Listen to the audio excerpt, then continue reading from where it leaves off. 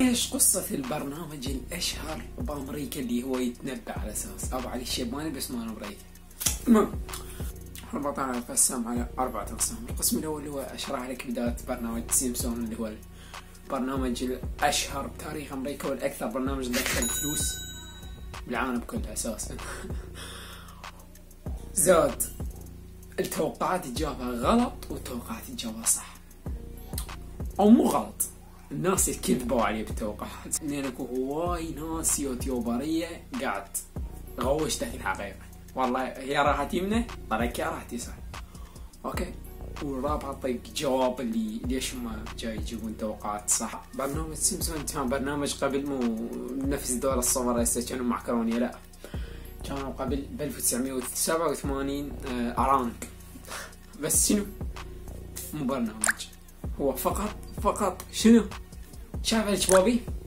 مو التقليد هذا العراقي، تقليد بوبي لما تفتها تلقى اكو ورا كاتب لك شلون القطعة يجي بالضبط. هم ما كانوا هيك، بس شنو؟ انتشرت كلش بحيث اكو برنامج امريكي كلش كبير قرر يتعاقد وياهم انه يطون مالتهم برنامج يسوي عبارة عن شورتس قليلة 10 ثواني، على شورتس قليلة 10 ثواني، ونشره بنص هذا البرنامج. او طبعا مثل ما تدرون التلفزيون كان ممل، فكاتب البرنامج نفسيته ما قبل، قال هاي الحقوق ما راح تروح. فهو قال خلنا نكتب، خلنا نرسم لي 5 اشخاص، واحد سمين وغبي، وحده ضعيفه وشكلها غريب بس شنو ما مهتمه، واحد صغيروني او ولد صغيروني يكون يريد يحب يجرب كل شيء، وابنه ذكيه كلش، وسموهم على اسماء عائلته رسميا. روح اسماء عائلته، اسم الاب على اخوه، اسمه الاخوه على اخوانه وعائلته. الشخصيات على اسماء عائلته. فقال يعني نعطيهم هاي الفكره، قال ان هاي الفكره نجحت اكثر من ذولاك العرب، ذوك العرب انتهوا هاي، وصار البرنامج الاشهر. برنامج خلال 2 سنين حقق نجاح كلش كبير. شنو اللي تعاقدت وياه؟ قناة فوكس قررت تتعاقد ويا البرنامج. وش طلب بالرقم، طلب 20 مليون دولار تقريبا على البرنامج. رقم كبير، وبزمن ذاك البرنامج هو تلفزيون امريكي مهدف.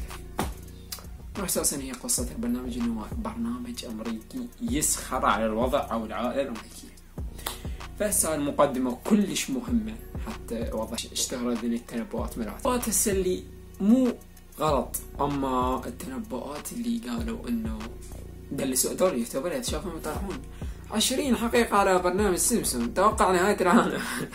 كلها كذي، هم قاعد يشوفون عليكم بهذا الموضوع. بس يوم البشرية تحب نظرية المؤامرة، تموت على انه يكون مؤامرة بالموضوع، تحب انه يكون اكو شغلة راح تصير ورانا. واحد الاشهر برنامج سيمبسون يتوقع فيروس كورونا.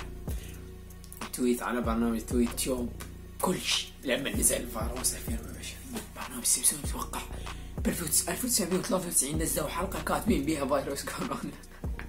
1993 نزلوا حلقة انه الاب اللي هو هذا الغبي يطلب شغلة من اليابان، فالعامل اللي قاعد يشتغل يوصل له شغلة، هي شغلة الكترونية، يعطس بنصها، وذاك كان بيه فيروس انتشر بامريكا كلها بسبب شنو؟ بسبب واحد عطس باليابان، وسموه بوقتها كول فيروس، ما ادري ايش اسمه، هذا اسمه لا كورونا فيروس ولا هاي.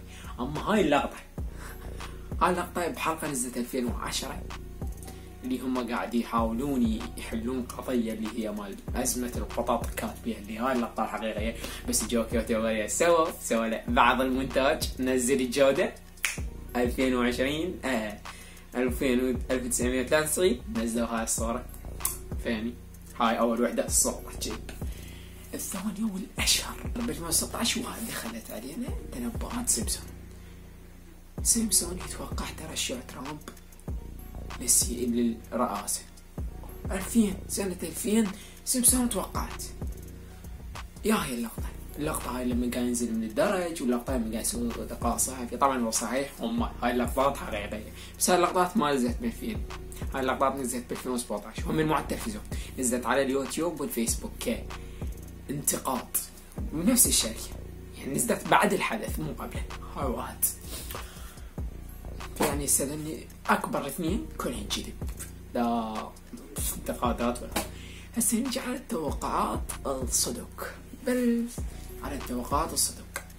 برنامج سيمسون بحد حلقاته طلعوا انه واحد من دول يرقصون على المسرح اللي يجيبوا له نمر ابيض، نمر ابيض راح يشيت عليه ويقتله.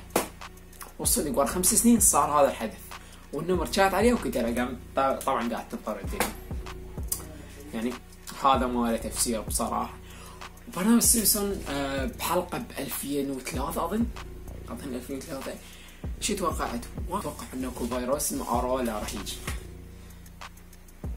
ارولا فيروس موجود، مو اتوقع بصراحه، هم قاعد تقراله بالكتاب كاتبين عليه فيروس ارولا اسمه لولا ما نسيت اسمه، المهم لسه هذا اسمه فيروس ارولا. وصدق ب 2010 انتشر هيك فيروس، فهذا همين ما له تفسير. واساسا كمختصر احس جينا على الحل انه ليش برنامج سيمسون هالقد عنده. برنامج سيمسون 35 موسم كمعدل فوق 200,000 نكتة، يعني فوق 200,000 تنبؤ. وبعيدا ان ذنيك هسه هذا مال ارولا هذا مو نكتة، هاي يجي لقطة طلعت ويعتبروها الناس. برنامج سيمسون اتوقع في المستقبل فيعني انت اذا هسه طبيعي انسان طبيعي شو مال هسه قاعد احكي لك 200,000 نكتة، بالمستقبل ما راح تصير واحدة منهن؟ اكيد تصير واحدة منهن. وهن من بين ذني 200,000 وحدة 40 وحدة صحيح، 40 توقع او تنبؤ صحيح. ومرة سووا مقال عليهم قالوا انه 13 وحدة ممكن تكون صدفة، و 30 مستحيل تكون صدفة. مثل هذا برنامج، مثل هذا مال النمر، هاي مستحيل صدفة ما تخطر. هسه نجي على التعليل. برنامج سيمسون كتابه فوق 141 كاتب، 141 كاتب. كل كاتب منهم واحد محلل سياسي، واحد عالم فيزياء، واحد عالم كيمياء، واحد عالم رياضيات، واحد يعني كل حلقة مثلا هالحلقة على الفيزياء، والله جيب ذاك الكاتب الفيزيائي هذا معالم بتاع الفيزياء خليه يكتب لنا حلقة. فيعني التوقع مال هذا مال عالم الفيزياء طبعا راح يكون توقع ممكن يكون فد بالحلقة الواحدة ايش مال 10 نكات، طبعا راح تكون الواحدة من النكات راح تكون صحيحة.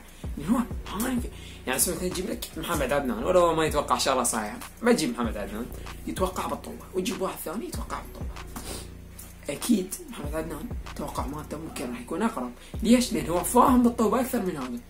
فهم مجرد انه ناس فاهمين شنو؟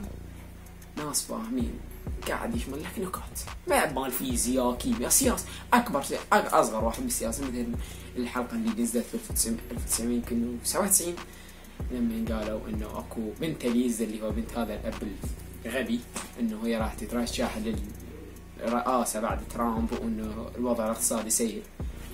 راح يقولون اوكي شلون توقعون ترامب 1996 طلع برنامج وضح عن رأي انه هو يريد ترشح للرئاسة. يعني اصغر سياسي بوقتها، اصغر محلل سياسي بوقتها راح يتوقع ان هذا الشغله راح يصير. فيعني طبعا هذا بنص البرنامج. وانا بس ما اتذكر انه البرنامج شنو البرنامج كوميديا على الواقع، نكات او يحششون على الواقع مالتهم. يعني اي شغله تصير عندهم، مثلا واحد طلع قال انا تصير رئيس مثلا راح يطلعون يحششون عليه نص البرنامج. فيعني هذا سياسة البرنامج. بس اصلا طلعوا الكتاب مال البرنامج بحلقة من الحلقات قالوا انه هي عبارة عن صدف، واساسا هي عبارة عن موضوع واضح جدا. يعني 200,000 نكتة لابد ان اكو واحدة منها تطلع صحيحة. بس شنو احنا نحب لا هو ان الشهر هنا بصراحة هذا كذا مال فيروس كورونا يتوقع حتى نزول ترى شو يسوون شلون عن هذا البرنامج. هذا تريد اطلع لك اياه مقطع ثاني واراويك الكذبات الحقيقيه اللي عندنا 40. فحط لايك ووصل هذا المقطع كم لايك وصل.